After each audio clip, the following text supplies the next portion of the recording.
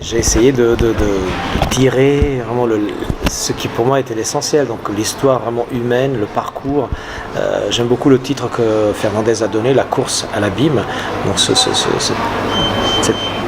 parcours, cette parabole presque vers la destruction qu'il a depuis ses débuts.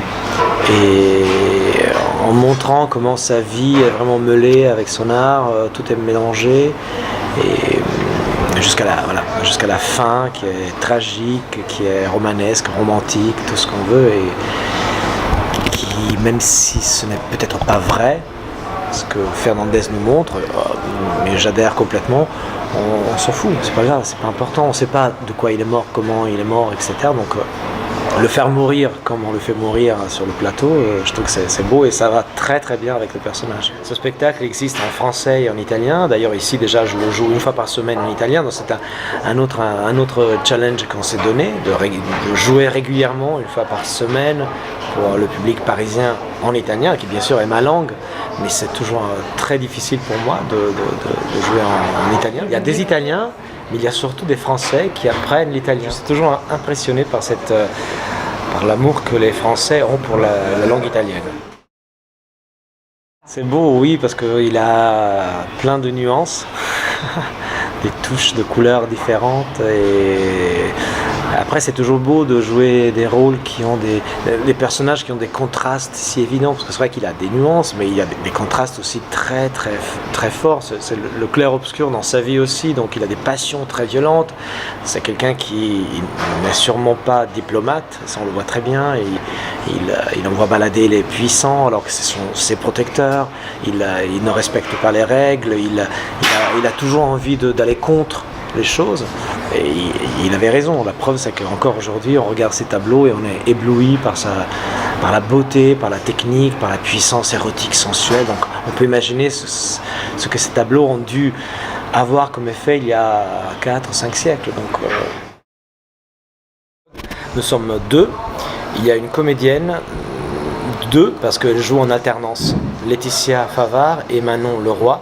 Pour moi c'était important d'avoir une partenaire femme, donc une femme sur scène avec moi, parce que je trouve que c'est déjà un texte où le côté mâle est très important, et donc une énergie féminine était aussi importante. Il fallait qu'il y ait un clair-obscur, on ne sait pas qui c'est le clair, qui est l'obscur, mais il fallait qu'il y ait les deux énergies, donc ça c'était important pour moi. La voix féminine qui chante est très importante, et donc oui, on est deux sur scène, plus la musique, qui est très importante, plus les lumières, qui sont très très importantes. On a voulu essayer de faire ce que Caravage a fait dans ses tableaux, c'est-à-dire qu'il a, pour la quasiment première fois, on dit que c'est lui qui a inventé le clair-obscur. Ça existait déjà chez d'autres peintres, la recherche et l'envie d'utiliser la lumière d'une manière moins banale. Pas une lumière qui éclaire tout comme on faisait avant, mais de la placer dans certains angles, d'une certaine manière pour donner du relief à des visages, à des situations. Mais Caravage a été vraiment le roi de ça. Il a vraiment bouleversé la façon de peindre, de concevoir la peinture. Et nous, avec très peu de moyens, parce qu'on n'a quasiment pas de décor, mais on a un jeu de lumière qui est très précis, très élaboré, qui fait en sorte que les tableaux naissent comme ça, sur scène, avec un jeu de bougies qu'on cache dans des boîtes noires et des lames de lumière dont on ne voit pas la source. Et c'est exactement la technique que Caravage utilisait dans ses tableaux. Des gens qui connaissent très bien les tableaux de Caravage, donc ils viennent voir le spectacle et ils revoient les tableaux qu'ils connaissent déjà.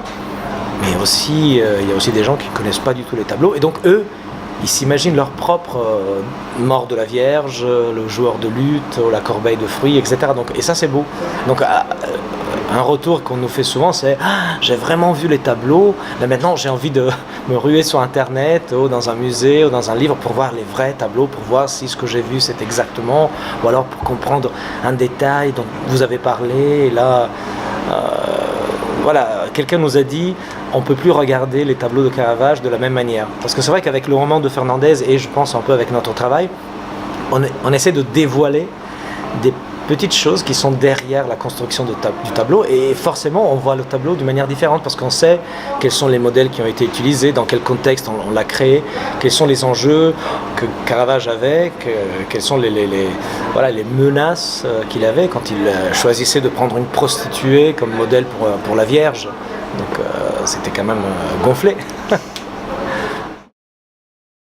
Il y a quelques jours, je suis allé voir dans un petit cinéma d'art et d'essai, j'adore ça à Paris, il y avait une rétrospective et j'ai vu un vieux film avec Katharine Hepburn, et c'est mon idole. Moi j'ai toujours adoré cette actrice, et donc c'était Soudain l'été dernier, magnifique, avec Montgomery Clift, Elizabeth Taylor. C'est un film que je connais par cœur, et je dis bah voilà, voilà, là je peux le voir pendant tous les jours, et j'y crois à chaque fois, et je pars et je me laisse emporter par l'histoire. Ah bah, j'ai décidé de ne plus aller voir des films où il y a les fils d'eux. Ça j'ai décidé, parce que j'en ai marre. Vraiment j'en ai marre. J'en ai souvent. Plus le temps passe et plus on a des dates qui deviennent tristes parce que c'est l'anniversaire de la mort de quelqu'un ou d'un événement triste, etc. J'ai eu un coup de foudre pour la personne avec laquelle je suis en ce moment. Voilà, j'en dirai pas plus. On en a eu beaucoup, même sur ce spectacle. Ma productrice, qui est très sage, dès le début m'a dit tu verras, le succès est beaucoup plus difficile à gérer que l'insuccès. Et c'est vrai que il y a eu quelques coups bas de gens qui étaient au début de cette aventure et qui ont disparu pendant un moment et qui sont revenus tout simplement quand l'aventure commençait à avoir du succès, à bien marcher. Et ça c'est un peu triste, je trouve, dans ce métier. Le roman de Dominique Fernandez, parce que je voulais faire quelque chose sur Caravage, et tout ce que j'avais lu jusque-là c'était pas très intéressant, c'était des textes qui parlaient de sa peinture, de sa technique, mais pas de sa vie. Et quand j'ai lu ça, je dis waouh, je veux le faire, et j'étais étonné que personne n'y ait pensé avant. J'aimerais bien faire du cinéma, donc s'il y a quelqu'un, non, j'aimerais bien essayer. J'ai toujours aimé chanter, mais je ne l'ai jamais fait vraiment sérieusement sur scène.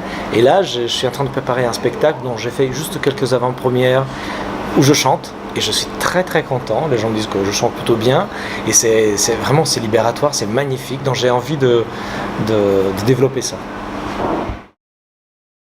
On vit dans une ville qui est magnifique, mais après c'est peut-être le cliché, hein, les Parisiens, parce que moi aussi je suis parisien, je vis à Paris, on a tendance à être violent, agressif, on répond mal. Toujours pour revenir à Caravage, quand j'ai présenté au tout début ce projet, j'étais confiant et en même temps découragé parce que j'avais vraiment proposé le texte à plein de metteurs en scène, à plein de producteurs. Et là, c'était vraiment la dernière chance que je me donnais. Bon, si ça marche bien, autrement, je change, je fais autre chose. Et paf, là, il y a une productrice qui a adoré, une attachée de presse qui a dit « je veux m'en occuper ».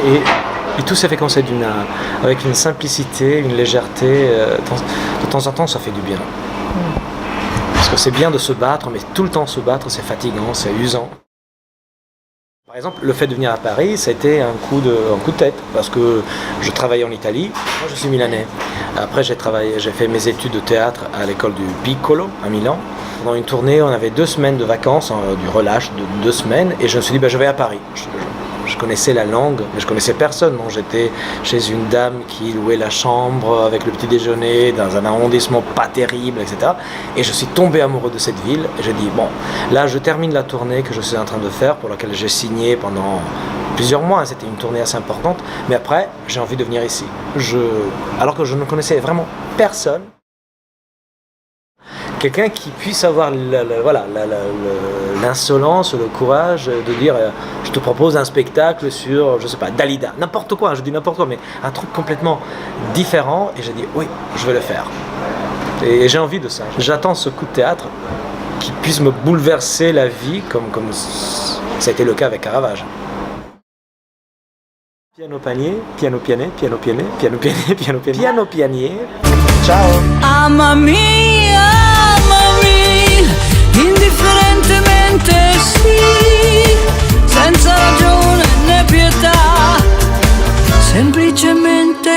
così. E se non ti avessi amato mai, ora chissà dove sarei.